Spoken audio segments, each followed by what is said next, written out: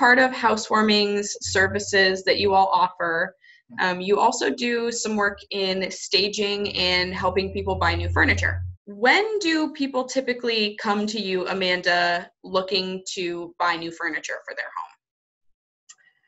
That's a really good question. We have about 3 different variations of client when it comes to the furniture and decor. So we have, our people who are living in their homes. They're not doing any remodels or any major changes, but they really want to just refresh their space. So that's kind of one client that we have.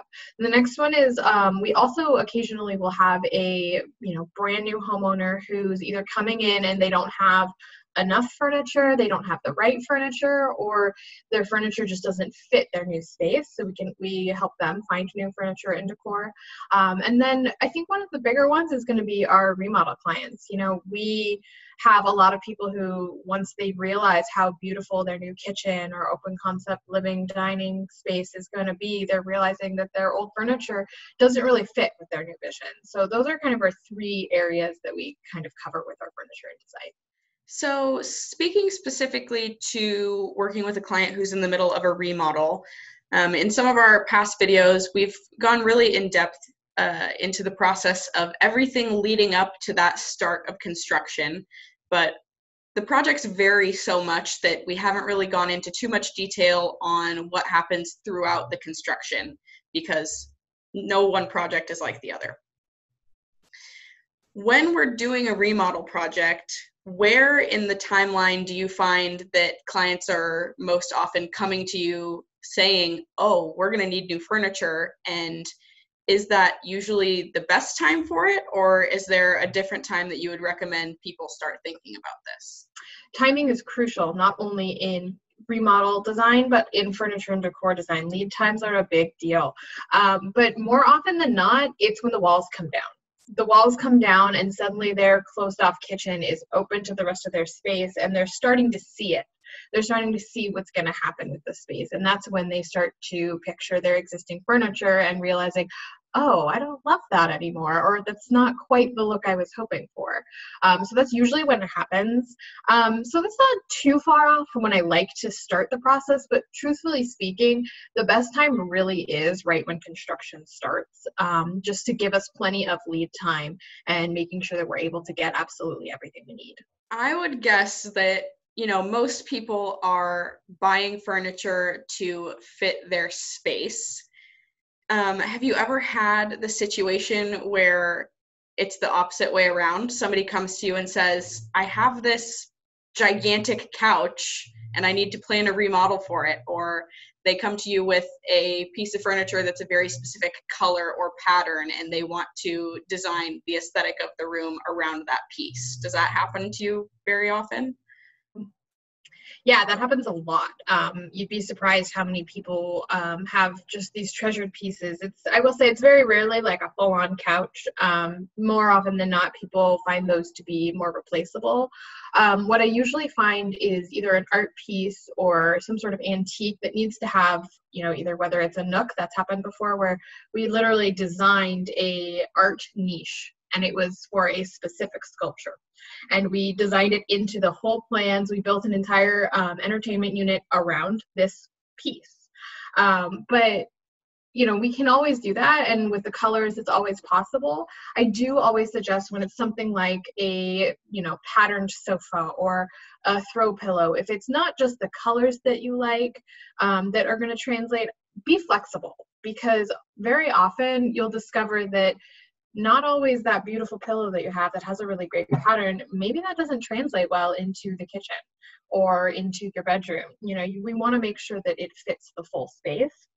And there's always ways to incorporate pillows as accents, for instance, while still maintaining a different grand color scheme. When you're thinking about all of the decor and furniture projects that you've worked on in the past or maybe currently working on, what are your favorite types of pieces to help source for clients? So That's actually a tougher question than you think it would be.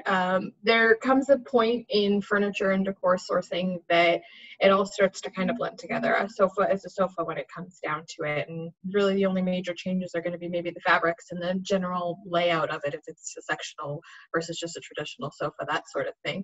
But I really love finding unique multifunction furniture pieces, because something as simple as a dining table that has a really unique way of expanding so that you're not having to find a place to store your leaves, for instance, or finding a really unique Murphy bed, or having some sort of piece that has to double as storage, desk, that sort of thing, where it really can give you multifunction